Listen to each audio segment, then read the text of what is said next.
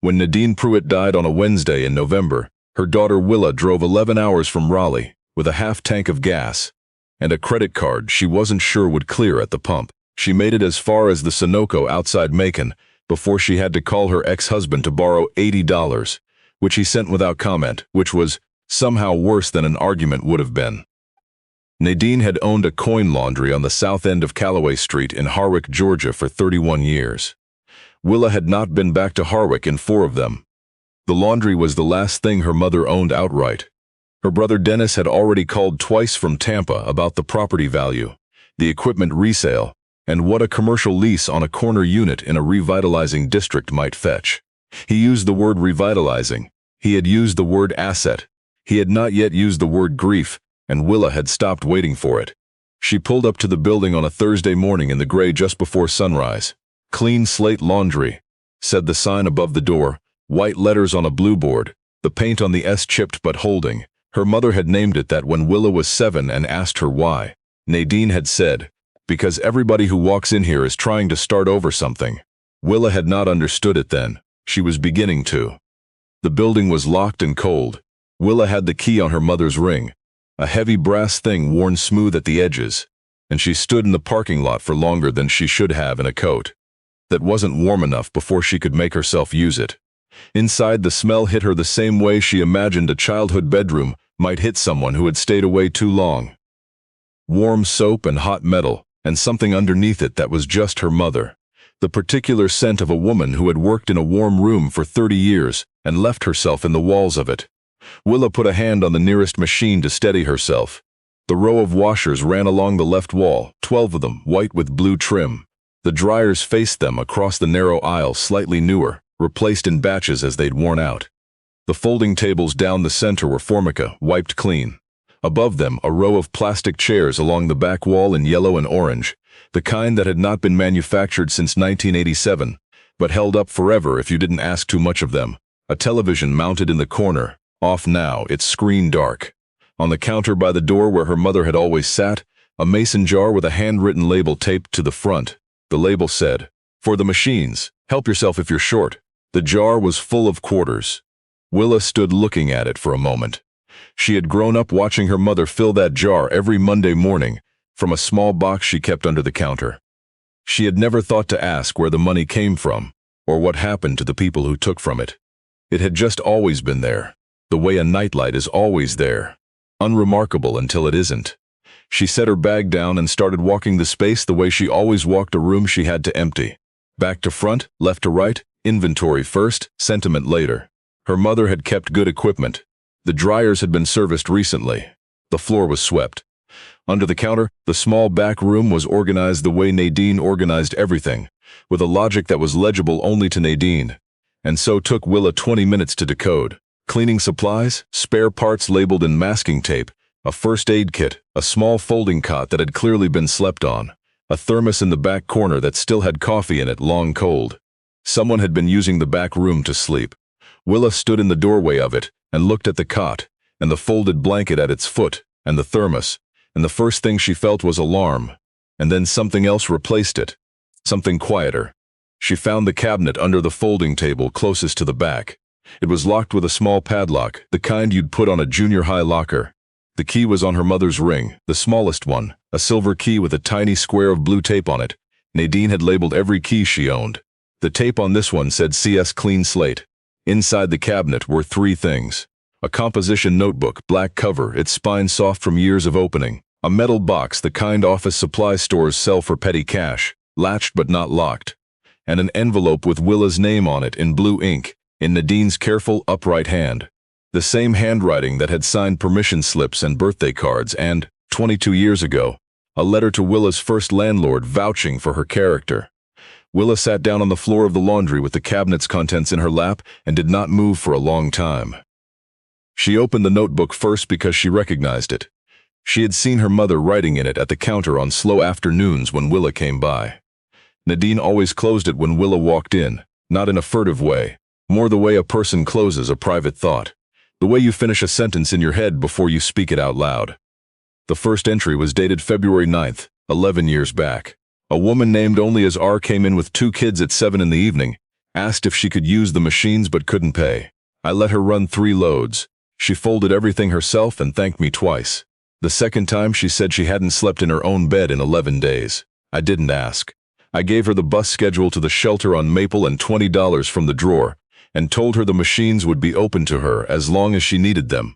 Willa turned to the next page, March 3rd. The older man who sits near the window most Tuesdays and reads the same newspaper. His name is Arvin.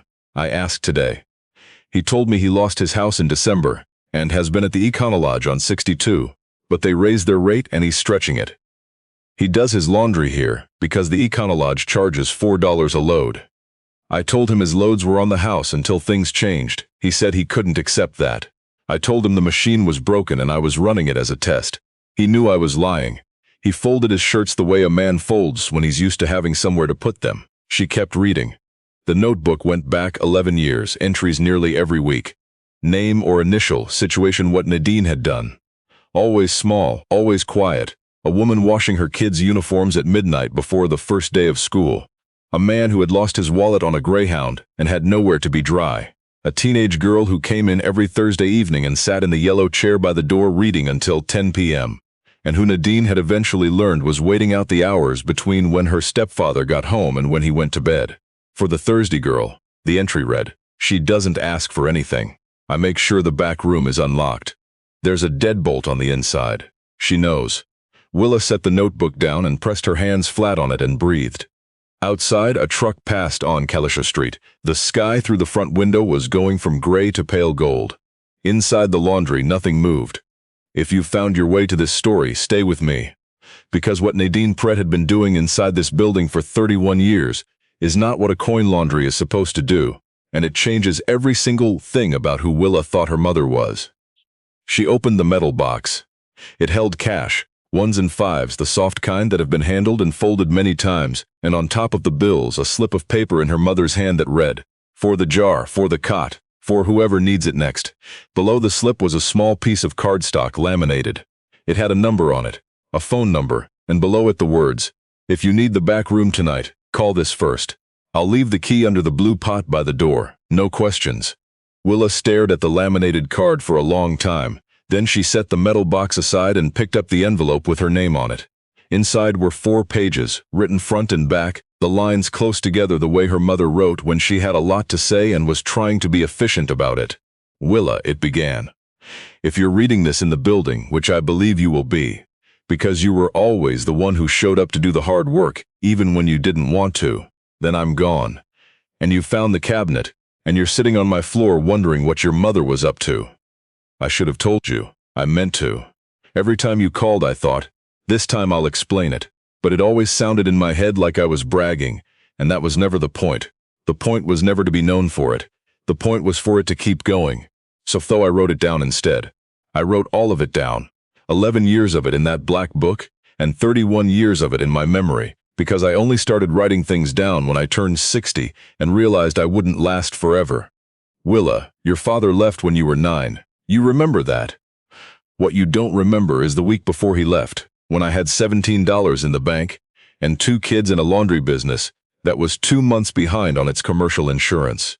A woman named Cora, who owned the dry cleaner 2 doors down, saw me crying in the parking lot at 7 in the morning and she didn't say a word. She went inside and came back with a paper bag with sandwiches and a thermos of coffee and an envelope with $300 in it and a note that said, "Don't tell me if you pay it back. Just pay it forward when you can." I paid it forward for 31 years. I didn't know how to tell you that without it sounding like I was a saint, which I wasn't. I was just a woman who knew what it felt like to be in a parking lot at 7 in the morning with nowhere to turn and someone who didn't have to show up anyway. I wanted to be that person, so I became her, 1 load of laundry at a time. Willa set the pages down in her lap. She was crying and she wasn't fighting it. She sat on the floor of her mother's laundry for a while, just breathing, while the morning light moved across the folding tables and the row of yellow chairs and the jar full of quarters on the counter by the door. Then she heard a key in the front lock.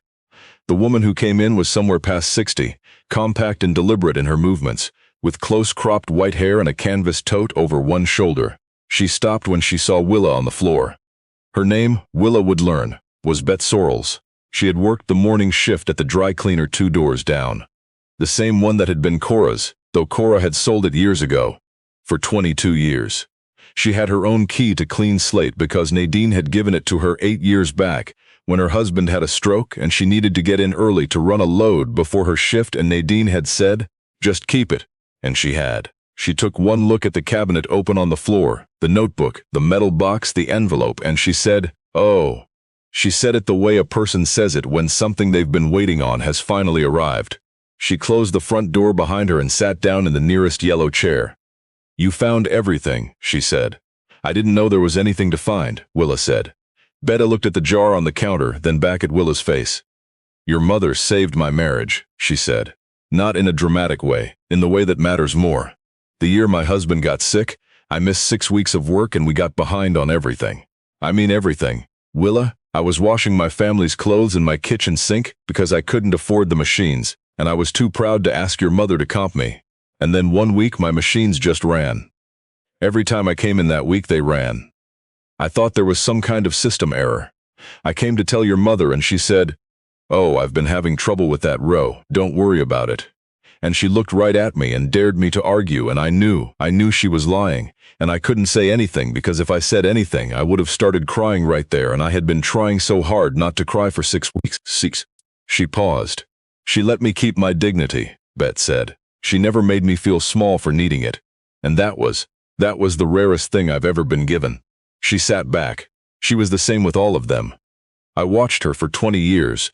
The young mothers, the men just out of county, the kids who needed somewhere warm and no one asking questions. She never advertised it, never put a sign up. Word just moved the way word moves in a neighborhood when someone is safe. They just knew, come to Clean Slate. Nadine's light is on. Nadine's light, Willa said. Bet pointed. Above the front door a small lamp, the kind with a pull string. Off now. She kept it on every night, Bet said. I asked her once why she didn't just use the open sign. She said the open sign meant she was working. The lamp meant something different. She said it meant, "I see you, come in, no questions." Willa looked at the lamp for a long time. Then she went back to her mother's letter. "The building is paid off," the letter said.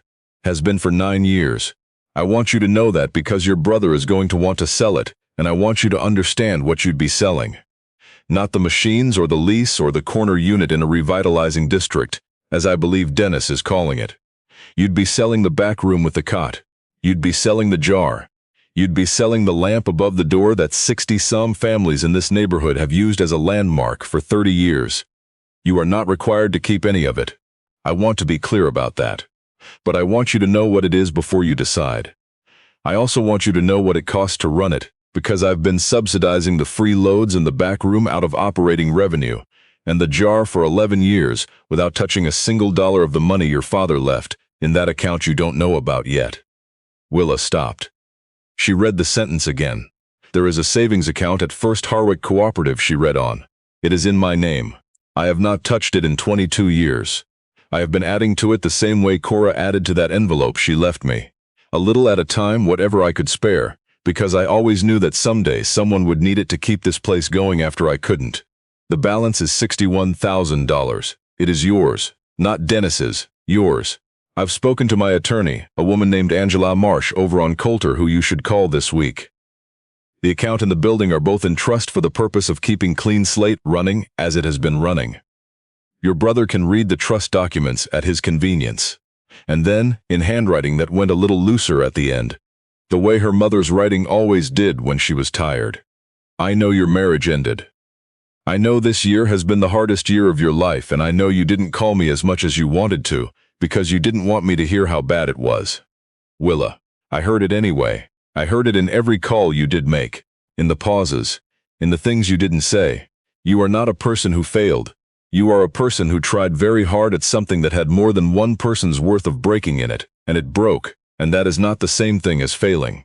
I should have told you that on the phone. I kept meaning to. I'm telling you now. Keep the light on if you can. That's all I'm asking. Everything else is yours to decide, Mom." Willa folded the pages and held them against her chest and sat on the floor of the laundry, while the morning opened up outside the front windows, and the machine stood patient and quiet all around her. If you're still here with Willa in that laundry, do me a favor and hit subscribe, because her brother is about to walk through that door, And what he says when he sees the cabinet open is the part of this story I've been waiting to get to. Dennis arrived at 11:15 in a rental car from the Atlanta airport. He came in with his coat still on and his phone in his hand the way he always arrived places, mid-transaction, ready to move. He stopped when he saw Willa behind the counter. He stopped again when he saw Bet Sorrells in the yellow chair and the composition notebook on the folding table and the cabinet standing open by the dryers. "What's all that?" he said. Willa handed him the letter. He read it standing up, the way he read everything, ready to go somewhere else as soon as he was done. She watched his face while he read. He had their father's face, angular and composed, the kind of face that made him look decisive even when he wasn't thinking about anything in particular. Halfway through the letter, the composure shifted slightly, just slightly, around the eyes. He set the letter on the counter when he was done and looked at the jar full of quarters. 61,000, he said. "For the building, for this being a coin laundry that gives away free cycles to," he paused, "to whoever walks in. To whoever needs it," Willa said. "That's what she ran. That's what this place has been the whole time." Dennis looked at the notebook. He did not pick it up. "She never said anything," he said. "No," Willa said, "she didn't." He was quiet for a moment. Bet Sorrells was watching him from the yellow chair the way a woman watches something she's been expecting to see for a while. "The building's worth something now," Dennis said. But he said it the way you'd say a thing you're not sure you still believe.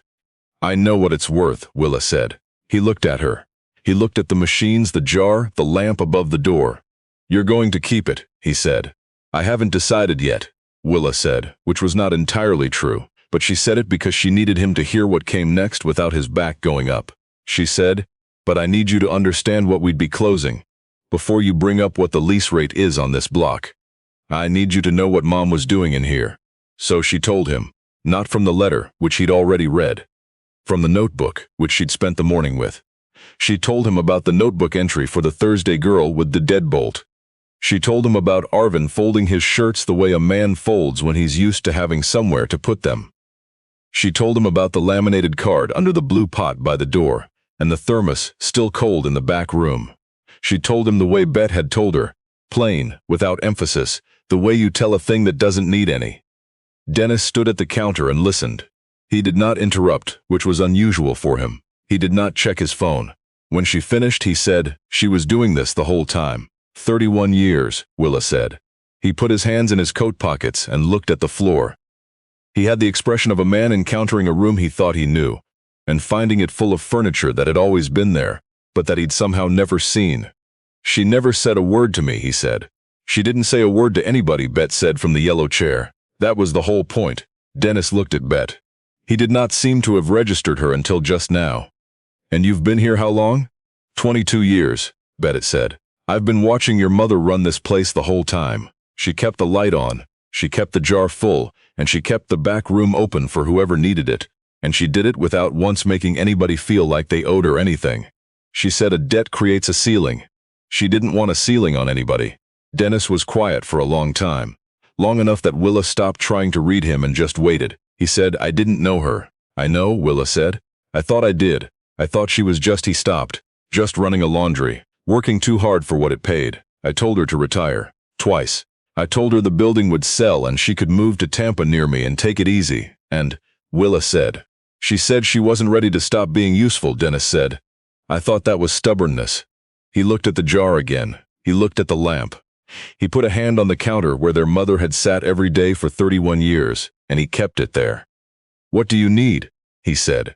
He said it quietly and without any particular tone, and Willa understood that it was not a business question. She told him about the roof, which needed an assessment. She told him about the machine in the second row that had been making a noise she didn't understand. She told him the trust documents needed a second set of eyes before she signed anything, and that she'd be here at least a week, maybe 2, and that she'd been sleeping in her car outside a Red Roof Inn because she was afraid the credit card wouldn't clear for 2 nights in a row. That last part she said straight, looking at him, without apology, because she had spent 4 months being ashamed of exactly how badly things had gone and she was too tired to keep doing it. Dennis said, "I'll handle the hotel." He said it the same way. No performance, just the next thing. And then he said, "I want to read the notebook." Willa passed it to him without a word. People kept coming that week. Not looking for machines, looking for Willa. The way they had come for Nadine, which Willa understood only gradually. Word moving through the neighborhood the same way her mother's kindness had moved, person to person, invisible until you needed it. A man named Arvin came on Friday. He was past 70 and moved carefully. A man who had learned to take things one step at a time and meant it literally. He sat in the yellow chair nearest the door and held his hat in his hands, and told Willa that her mother had kept him in dry, clean clothes for 2.5 years while he got back on his feet after losing his house, and that he had never once been made to feel like a charity case, and that when he'd finally gotten himself a room he'd come in and told Nadine and she'd said, "Good, the machine in the third row could use a rest," and she'd smiled at him and handed him a cup of coffee, and they'd never spoken of it again. "He comes in every Tuesday still," Bet told Willa after he left, "to do his laundry. He pays now. He always overpays and pretends he can't make change." A woman named Daff came Saturday morning 30s, a little girl on her hip. She said she'd grown up coming to this laundry with her mother, who had come with her own mother before that. She said 3 generations of her family had been helped by the jar and the lamp and the woman at the counter who never asked questions. She had driven in from Decatur when she heard. She wanted to know if it was going to stay open. Willa said she was working on it. On Sunday evening, a teenage boy came in alone. He looked about 16. He had a backpack and a reusable bag with clothes in it, and he stood in the doorway a long time before he came in the way of a person who has been disappointed by open doors before and is doing the math on this one. Willa was behind the counter. "Are you open?" the boy said. She said yes. He looked at the jar on the counter. He looked at the lamp above the door, which she had turned on at dusk, the way Bet had shown her. The pull string, just a soft warm light above the door that meant nothing officially and everything practically. "I don't have quarters," the boy said. Willa reached into the jar and counted out 8 of them and set them on the folding table. "Machine 4 is the best one," she said. "The dryer across from it runs hot, so watch your time." He looked at the quarters. He looked at her. He picked them up and went to machine 4 without another word. And he sat in the yellow chair across from it while it ran. And he did not look up when the door opened and closed as other people came and went. And when his laundry was done, he folded it himself, precisely, like someone who had been taught to do it right and held on to that even when everything else had gotten loose. On his way out, he stopped at the counter. "Is this going to stay open?" he said. "That's the plan," Willa said. He nodded once and left. The letter from Dennis's attorney arrived on Tuesday, which was the same day Willa met with Angela Marsh, her mother's attorney, and learned the full shape of what Nadine had built. The trust was clean and well drafted. The account was real and intact. The building was held for a single stated purpose, the operation of a community laundry providing no-cost services to individuals and families in financial need in perpetuity.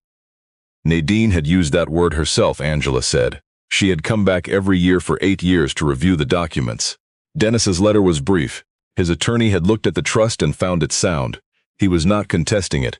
He had one request, which was to be listed as a secondary trustee alongside Willa, not to make decisions, just to be on record.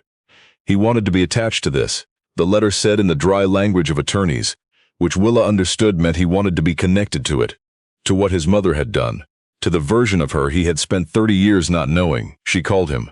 "You're not fighting it," she said. "No," he said. "You could. The trust is in Mom's name and she was secretive about her finances for years. You could call that diminished capacity, maybe." He was quiet for a moment. Then he said, "I sat with that notebook for 2 days, Willa. He had very little, I know. She kept records of every single person she helped. She knew their names. She knew their situations. She checked in on them. She set a woman up with a job lead at the cleaners. She got a man's grandson into a program through the church. She did all of that at a counter in a coin laundry and wrote it down in a composition book and told no one." He stopped. "You don't challenge something like that on a technicality. You don't get to." Willa didn't say anything for a moment. "I want to be on the trust," he said. "I want to help keep it going. I know I can't make up 30 years of not paying attention, but I can pay attention now," Willa said. Okay, he said. It was not everything. It was not the conversation they had not had at the funeral, or the 4 years before it, or the decade before that. But it was the thing they had in front of them, and Willa was learning, from a composition notebook full of her mother's handwriting, that the thing in front of you is usually the right place to start. Spring came to Calloway Street. The maple on the corner leafed out over the sidewalk. The dry cleaner put up a new awning, orange and white, cheerful, and Bet said Cora would have hated it, but she supposed that was the point of it being someone else's business now. Willa stayed. She had not meant to. She had come to empty the place, and she had ended up becoming the place, or something like it, which she suspected her mother had known would happen and had been counting on. She called her landlord in Raleigh and gave 30 days' notice on an apartment she had been miserable in for 2 years, and she moved her things into the apartment above the laundry, which she hadn't known existed until Bet showed her the narrow door at the back of the building. 2 rooms, a bathroom, a window that faced the street. Her mother had lived there the last 12 years, since the house on Greer Street went to pay off the mortgage on the building.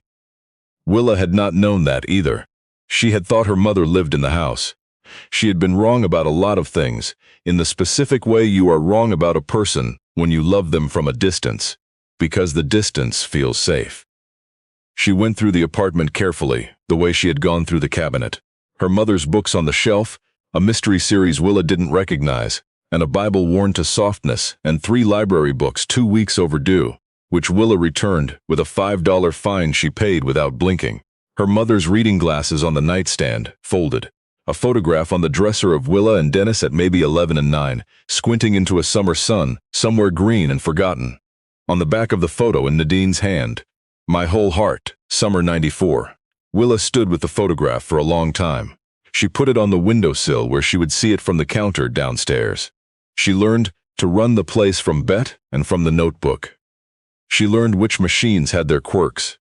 She learned that the Wednesday afternoon crowd was mostly older men, who came for the hour of warmth as much as the laundry, and appreciated being left alone and thanked at the end. She learned that Friday evenings brought families, often in a hurry, often short on change, and she started keeping a roll of quarter broken out by 6 p.m., so there was no fumbling. She learned that the Thursday girl, not a girl anymore, a woman in her late 20s, still came. She worked at the hospital now, nights, and she came in on Thursdays before her shift out of habit, or out of something deeper than habit, and she always sat in the same yellow chair by the door. The first time she came in after Nadine died, she sat down and looked at the counter and then at Willa, and her face did something complicated. She said she was the first safe place I ever had. Willa said, "I know," she said. "I never thanked her." Willa said she didn't do it for the thanks. The woman nodded. Once, the way people nod when they believe something and also find it unbearable to believe.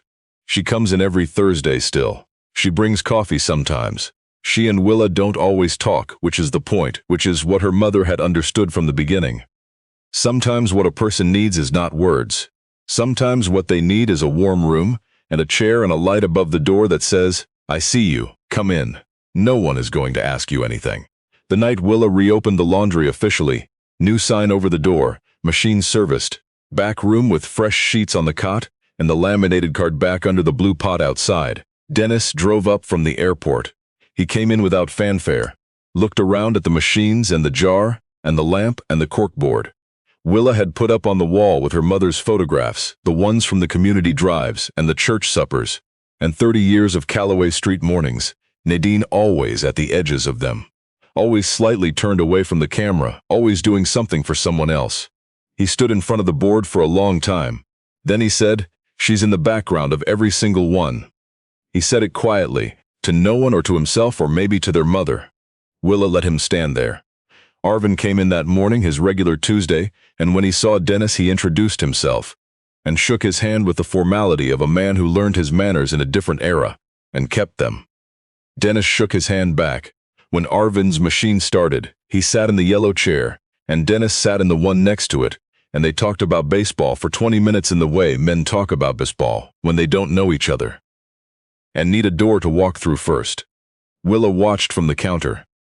She had a cup of coffee and her mother's notebook in the morning quiet before the regulars came in, and she thought about a woman named Cora who had left an envelope for a stranger in a parking lot in 1993, and about how that envelope had become this building, this jar, this lamp, this room full of people who had nowhere else to be and who were here because one woman had decided, 31 years ago, that that was enough of a reason to keep the door open.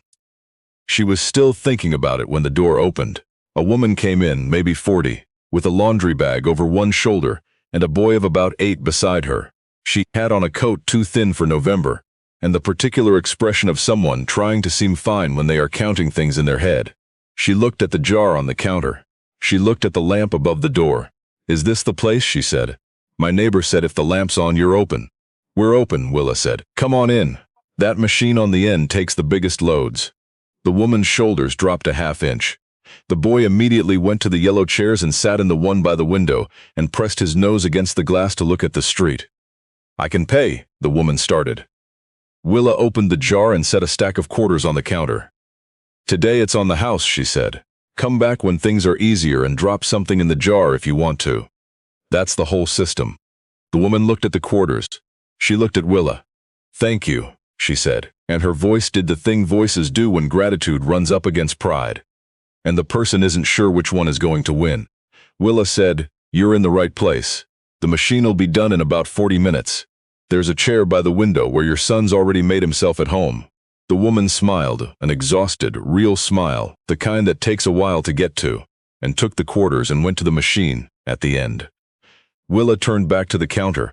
Outside on Callaway Street, a car slowed, then sped up, then slowed again. The way a car slows when a driver is looking for something they're not sure exists. She watched it pass the building once and then come back around the block and ease into the lot. A man got out. He stood by his car looking at the building for a moment. He looked at the lamp above the door. Then he came in. That was how Tuesdays went. And Wednesdays and Thursdays, and every morning after that, for as long as Willa had hands to run it. And quarters for the jar and a lamp above the door that asked nothing and offered everything, and kept the light on against the dark, the way her mother had kept it on for 31 years, so that anyone driving down Callaway Street at any hour would know that this was a building where someone was awake, and the door would open, and they would not be turned away into the cold. She never let it go out.